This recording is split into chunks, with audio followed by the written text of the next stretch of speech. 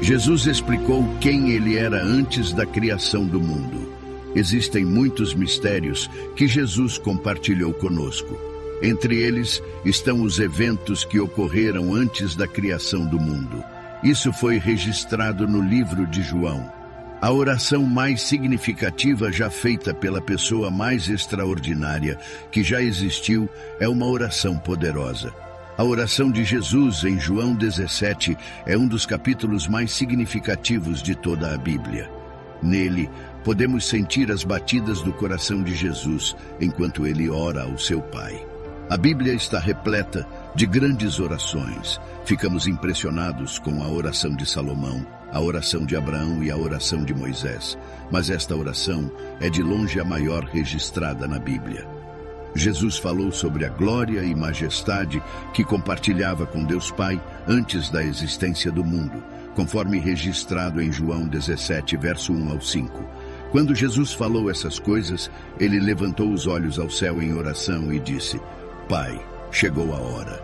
Glorifica teu Filho para que teu Filho te glorifique, assim como lhe deste poder e autoridade sobre toda a humanidade. Agora, glorifica-o para que ele conceda a vida eterna a todos aqueles que lhe deste para serem seus permanentemente e para sempre. Agora, esta é a vida eterna, que te conheçam, o único Deus supremo e soberano, e da mesma forma conheçam Jesus como o Cristo, como disseste. Eu te glorifiquei aqui na terra, completando a obra que me deste para fazer. Agora, Pai, glorifica-me junto contigo, com a glória e majestade que eu tinha contigo antes que o mundo existisse. Antes da criação da terra, havia Deus, e Deus tinha majestade com seu Filho. Gênesis contém numerosos começos, incluindo a criação do homem e de outras criaturas, mas é claro que Deus não começa aqui. Deus estava presente no início da Bíblia, e está escrito que ele estava presente na criação do universo. Antes da existência de nosso universo, tinha que haver algo ou alguém eterno. E a Bíblia deixa claro que essa pessoa é Deus. As Escrituras realmente nos mostram isso em vários versículos ao longo dela. A Bíblia ensina que Deus é não criado e eterno em seu ser, ou seja, ele sempre existiu e sempre existirá. Em Gênesis capítulo 1, o singular El é substituído pelo plural Elohim, que significa 3 ou mais deuses. Como resultado, a primeira frase da Bíblia, Gênesis, usa um substantivo no plural com um verbo no singular. Pode-se argumentar que é gramaticalmente incorreto, mas teologicamente correto, implicando que Deus é 3 em 1. A verdadeira oração muitas vezes revela o íntimo de uma pessoa. João 17 é uma oportunidade única para ver a natureza e o coração de Jesus. Nesta oração, Jesus abordará muitos dos temas desenvolvidos neste evangelho. Jesus pede para ser glorificado. Pai, chegou a hora. Glorifica teu Filho para que teu Filho também te glorifique. Antes da hora da glorificação de Jesus, ainda não havia chegado. Agora, a hora chegou. Jesus orou primeiro por si mesmo, mas seu pedido não era egoísta. Sua preocupação consigo mesmo era uma preocupação pela glória do Pai. O Filho só pode glorificar o Pai se o Pai primeiro atender à oração do Filho. Glorifica teu Filho. Jesus não esperou até o trabalho na cruz para glorificar a Deus Pai. Toda a sua vida glorificou a Deus na terra.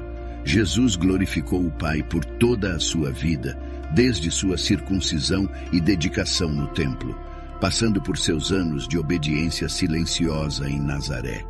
Jesus glorificou o Pai por meio de sua fé, obediência e trabalho ao longo de seu ministério terreno. Cada sermão pregado, cada pessoa cega ou doente curada, cada instrução e treinamento para os discípulos, cada confronto com líderes religiosos corruptos, cada pergunta respondida, cada toque amoroso, todos glorificaram a Deus Pai. Então lemos: eu terminei a obra. Jesus, com confiança divina e certeza, viu o trabalho na cruz como já concluído. Jesus pediu ao Pai para glorificá-lo, mas com a mesma glória que o Pai tem. A oração de Jesus não era de forma alguma uma expressão de independência, mas de total e contínua dependência de Deus Pai. Numerosas pessoas pleiteiam por seus louvores e atenção. No entanto, o pedido delas para serem glorificadas é vastamente diferente da oração de Jesus. Glorifica-me junto contigo, e a diferença normalmente reside entre dependência e independência. Também lemos, com a glória que eu tinha contigo antes que o mundo existisse. Jesus tinha consciência de sua pré-existência e da natureza dela. Ele sabia que houve um tempo no passado eterno, quando Deus, o Filho, e Deus, o Pai, compartilhavam glória. Jesus não poderia orar honesta ou somente assim, se ele não fosse o próprio Yahvé, igual ao Deus Pai. Em Isaías capítulo 42, versículo 8, Yahvé proclamou que ele não compartilha sua glória com ninguém. Se Deus Pai e Deus Filho compartilham sua glória, ambos devem ser Yahvé. Ele tinha um pedido principal, que o Pai o recebesse de volta à glória que ele havia renunciado para cumprir sua tarefa. Este pedido de retorno à sua glória original implica de maneira inequívoca sua preexistência e igualdade com o Pai.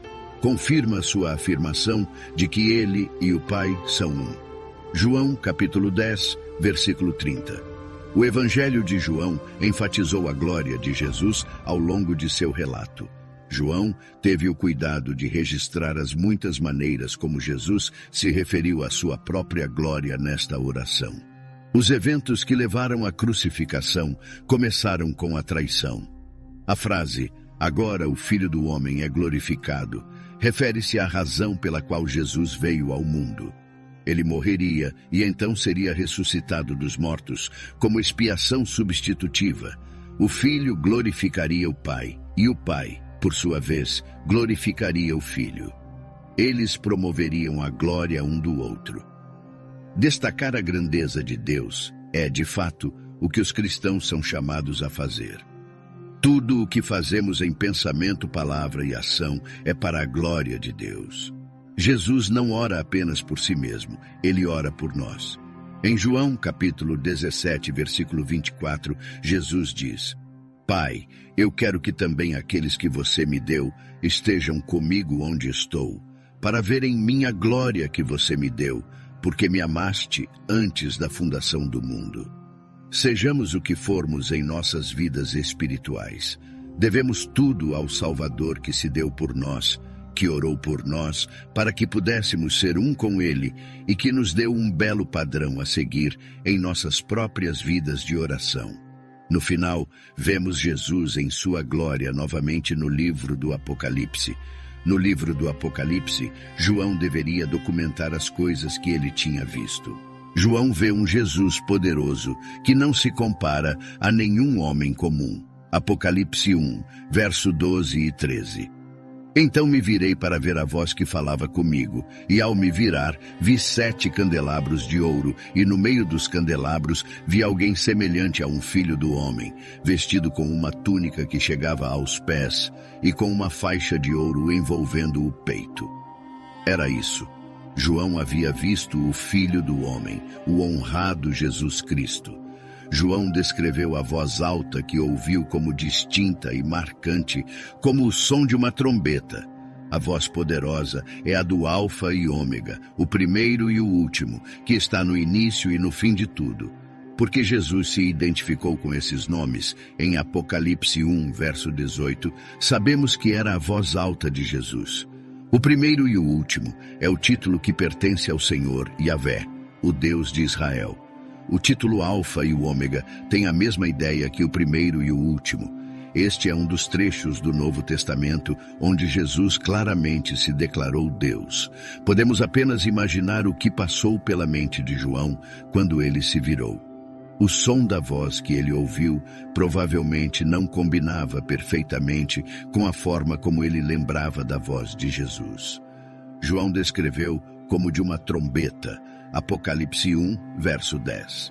No entanto, ele tinha consciência de que era Jesus por causa da descrição da voz de si mesma como o Alfa e o Ômega. Depois de passar tanto tempo com Jesus ao longo de seu ministério na terra, João finalmente teve a oportunidade de encontrá-lo cara a cara depois de todos esses anos. A túnica e o cinto podem evocar imagens do sumo sacerdote da Bíblia e também podem implicar que Jesus é o sumo sacerdote para o seu povo. A única outra ocorrência de cintos em Apocalipse é no capítulo 15, versículo 6. Também de ouro, onde é uma imagem sacerdotal para os anjos no templo celestial. Assim, Jesus aparece não apenas como rei, mas como sacerdote, uma combinação de imagens que se tornou familiar ao povo judeu no período macabeu. João continua: sua cabeça e seus cabelos eram brancos como a lã branca, brilhante como a neve, e seus olhos penetrantes eram como chamas de fogo penetrando em meu ser. Seus pés eram como bronze polido, branco e incandescente, refinado em uma fornalha, e sua voz era poderosa como o som de muitas águas. Apocalipse capítulo 1, verso 14 e 15. Essa descrição de seus olhos é semelhante à narrativa que temos de um anjo no livro de Daniel.